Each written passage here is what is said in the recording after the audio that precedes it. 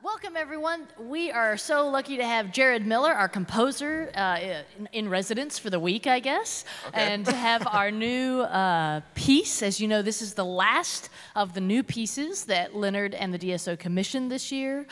So for this pre-concert lecture, we thought we'd learn a little bit more about Jared, about kind of his musical taste, how he got into composing, and then we're going to talk a little bit about his new piece, Luster. So, Jared, let's start at the beginning. Where were you born?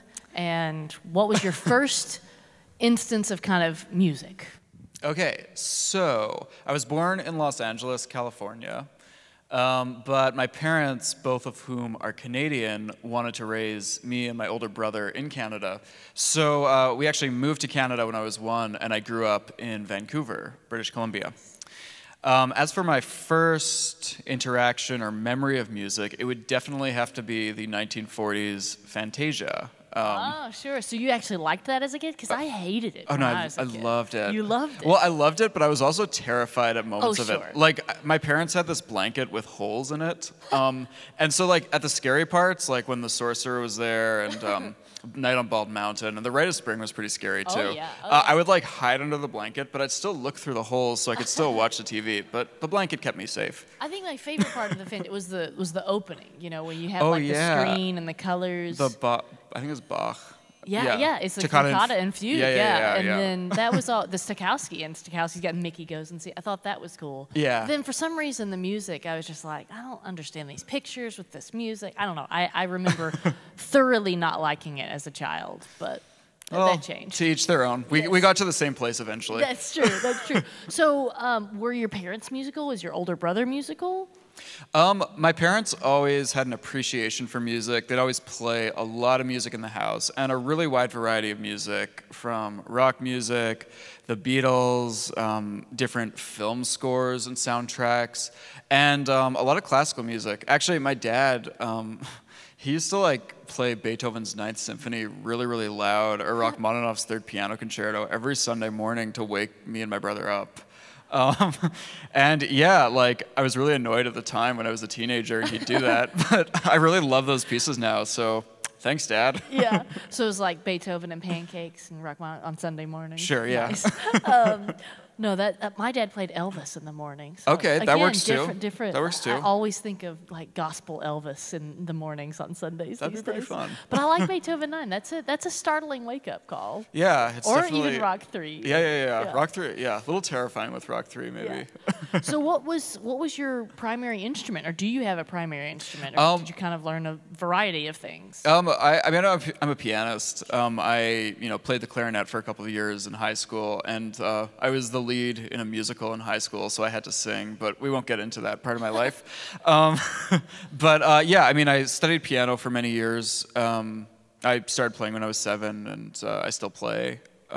So were you one of the kids that you loved practicing, or did your parents kind of have to be like, Jared, go practice. You got to get your 30 minutes, 45 minutes in. I loved playing. There's a difference between playing and practicing. You know, there's practicing where you're actually really mindfully working on skills at the piano to improve and ultimately heighten your ability to express different things.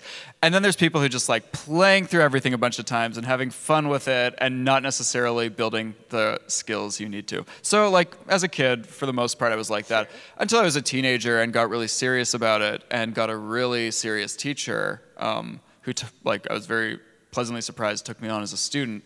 And then I started to actually practice seriously and, improved a little.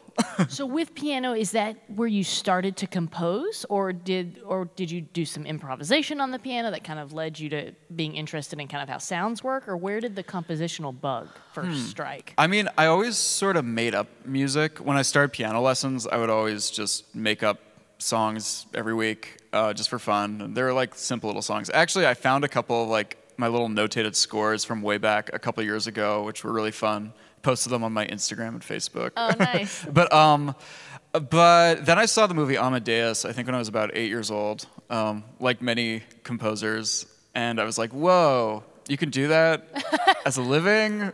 Cool. That's so, great. Yeah, and Mozart's my favorite composer, of course. Sure. Yeah, so, yeah, I guess like that was the moment where I'm like, oh, maybe I could be a composer. So at 8, you kind of already knew, like, I want to do music. Yeah, yeah. I mean, I took a little break when I was in high school and stopped doing music, but then I came back to it with kind of a vengeance. That's the wrong word. I came back at it much more passionately than when I left it. Sure. Yeah.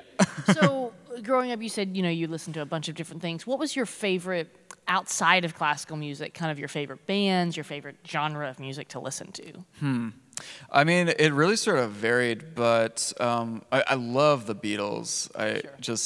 I'm obsessed with the Beatles. And they did so many, new music techniques that they kind of stole from classical, like Carl Stockhausen, and with the electronic music, and then also they even used modes like Gregorian chant. Oh, almost, absolutely. No, they were doing some really forward-thinking things. Yeah, but at the same time remaining very human in their artistic expression, I found, which I think I liked. I liked that balance.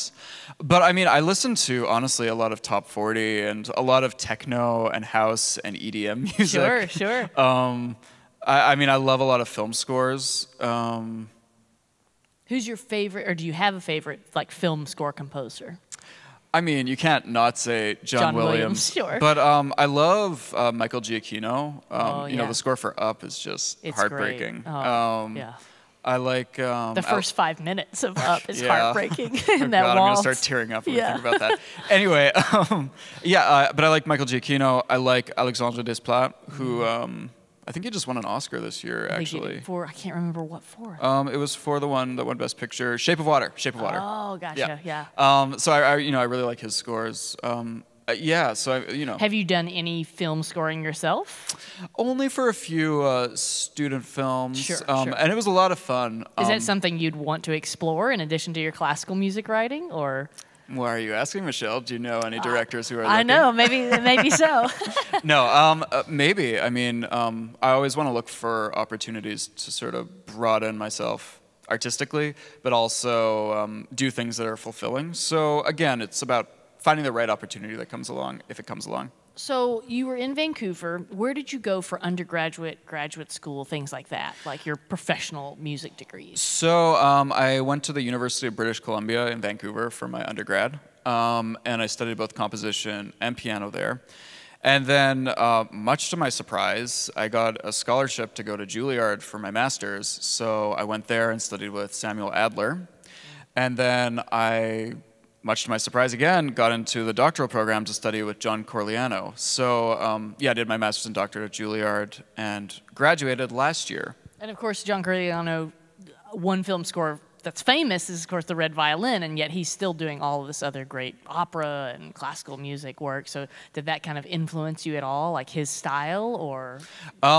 Definitely. I mean, I've learned so much from speaking with him about his music, but even just studying his scores and having him like show me something in his music in a lesson that I could use in mine, for instance. Sure. And just getting a sense of how he thinks about music and his architecture, I think had a deep impact on me as a composer. Sure. And he's such a fine man and a great musician, so I can't imagine what it must have been like to be able to study with him. Oh, it was incredible. I mean, he's a tough teacher. He really pushes us as students, which is good. Yeah.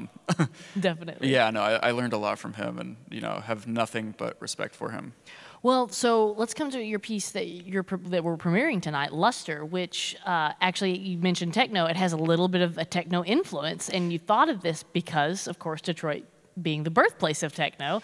Last week, I don't know if you know, but the mayor declared, it was either last week or the week before, it was actually Detroit Techno Week when the Movement Festival was here, and it's going to be a celebration every single year when it comes back. But it is. Everyone thinks of Motown as being, of like the rock and roll and things like that, but it's got this other great musical past with, of course, the DSO and then techno music. And so you kind of throw a little bit of that in there with Luster. So kind of explain kind of the architecture of how your piece is working, kind of the layering effects and things like that. Sure. I mean, in terms of the techno or electronic dance music influence, about a year and a half ago, it was about a year and a half ago, I finished my doctoral dissertation. And after listening to Russian postmodernist music pretty intensely for about a year, I really needed just a breath of fresh air. I love Russian postmodernist music, don't get me wrong. But I started to listen to different types of EDM and electronic dance music, and it started to sort of have an influence over a lot of the pieces I started to write. So I experimented a little bit in an orchestral piece last year with some of the electronic effects that you can hear in techno music and finding ways to sort of reimagine them in an orchestral setting. And I really got a lot of fulfillment out of that experience. So I wanted to do a similar thing here. In my piece, Luster, I do a lot of things like I use delay effects. So I create this intentional echo effect where instruments are repeating each other, but at less volume each time. So it sounds like it's echoing. I also am interested in a lot of the colors. There's this very sort of bejeweled, shiny sound to a lot of techno music, which I love. And I wanted to see if I could replicate that and build on that in orchestral music. And then finally, in techno music, one thing that really fascinates me about it is that you hear all of these different layers going on at the same time. And it's really fun to just listen and try and pick apart each layer in my mind. So in Luster, there's this one part where you just hear these different rhythmic layers that are being added on top of sort of the main material. And it sort of builds to this kind of intense climax. Yeah, that sort of explains what I did. The beat kind of drops out, and then everything comes back. Exactly. That's really my favorite part of the piece. Is you've got this huge climax, so rhythmically. I'm not even going to say complex. It's just very layered. There's a lot going on, and then it opens up, and then it comes back with kind of this other theme, and it's really beautiful the way you kind of integrated that all together, and then you kind of end the piece with the same kind of color and soundscape that you started the piece with the flutes, kind of doing their little layered effect, and the vibraphone going along with that. So. Yeah, I had a lot of fun with that. So is there anything else that you want the audience to specifically listen to with Luster? You've kind of got these great, one thing that's really nice is you're going to hear these kind of like, kind of the seagull effect in the glissandos. Yeah, I mean, I play around with a lot of what would be called extended techniques for instruments, which are basically just not completely conventional playing techniques. And I try and use them to enhance the coloristic soundscape of whatever I'm writing. So you might hear the instruments doing things that you don't ordinarily hear them doing in an orchestral concert. So yeah, one thing is a Seagull Glissando where the cellists, they finger what's called an artificial harmonic really high on the fingerboard and then slide slowly down, and you get this kind of sound that comes from that. So there's things like that to listen to.